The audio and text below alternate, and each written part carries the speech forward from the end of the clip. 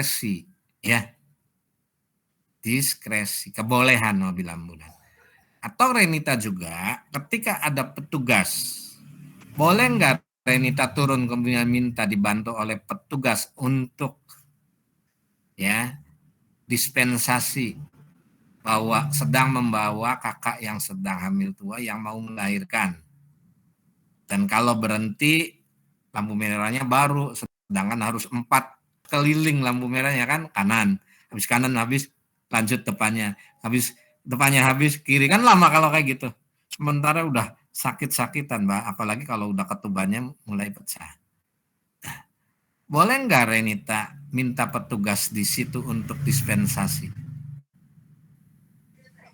Kalau misalnya untuk kalau menurut aku boleh sih, karena itu kan keadaannya juga darurat ya, terus kayak udah ada bukti juga gitu, apalagi emang menyangkut juga nyawa juga. Menurut saya sih boleh gitu Pak untuk minta dispensasi gitu.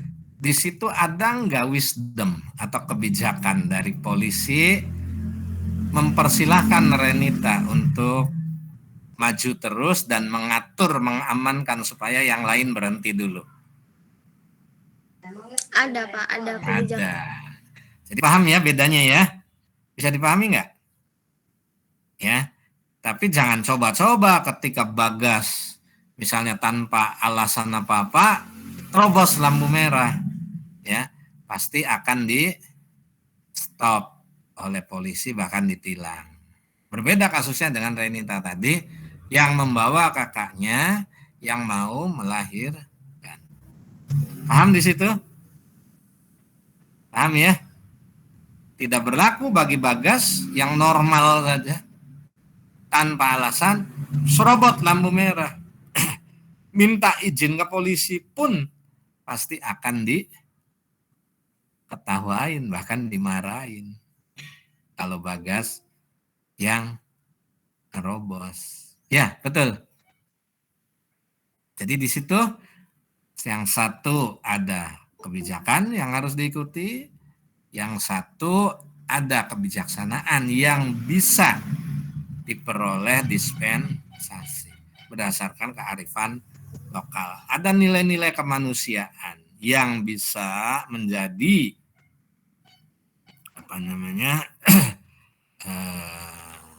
diskresi atau apa tadi permakluman ya, permakluman sehingga dibolehkan untuk melewati lampu merah. Pasti polisi yang baik ya, yang jaga di situ akan mengamankan. Toh nggak lama Renita lewat kan, daripada membahayakannya. Mungkin akan nyetop yang lain dulu, silahkan lewat. Setelah lewat ya normal lagi. Betul? Ya, ada dispensasi buat Renita yang dalam kondisi seperti itu. Itu wisdom, adanya nilai kemanusiaan, kebijakan yang mana boleh jadi tidak sesuai dengan aturan. Tapi dalam hal tertentu saja, nggak semuanya. Bisa dipahami? Ya. Oke, kita lanjutkan. Nah, ini. Jadi yang namanya kebijakan itu sesuatu yang mengikat, ya, harus diikuti. Bentuknya bisa aturan, ya, bisa juga norma-norma yang disepakati yang menjadi kesepakatan bersama, kemudian dibuat suatu dari norma itu dibuat aturan yang berlaku di situ. Apakah dibuat oleh menteri, dibuat gubernur dan sebagainya. Dan sifatnya ada sifat mengikat dan memaksa. Seperti tadi, ketika lampu merah, Bagas terikat harus berhenti dan memaksa berhenti. Ketika lewat akan dipaksa ditilang. Ya, bagi Bagas. Karena itu melanggar kebijakan. Paham sampai sini yang namanya kebijakan? Ya. Saya bedah cara berpikirnya dulu. nanti kesananya akan lebih mudah. Ada yang mau ditanyakan sampai sini?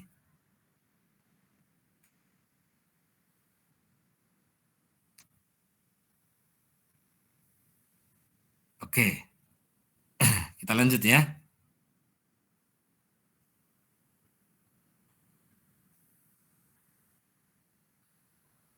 Nah, ini beberapa pendapat ahli tentang kebijakan, ya. Dan ini bonus dari mata kuliah ini, baca aja lah. Kalau saya anuin lagi, ya yang tadi isinya toh kurang lebih sama. Bahwa kebijakan adalah policy, di dalamnya menyusun, mengatur, terdapat norma-norma yang harus diikuti, bersifat mengikat, memaksa, bahkan bisa ada sanksi bagi siapa yang melanggarnya. Gitu. Nah, di dalam ilmu atau kebijakan publik, ya, karena peraturan menteri itu dibuat atau undang-undang dibuat itu untuk publik, untuk masyarakat, maka di dalamnya mengandung arti apa yang dilakukan atau tidak dilakukan oleh pemerintah mengenai suatu masalah.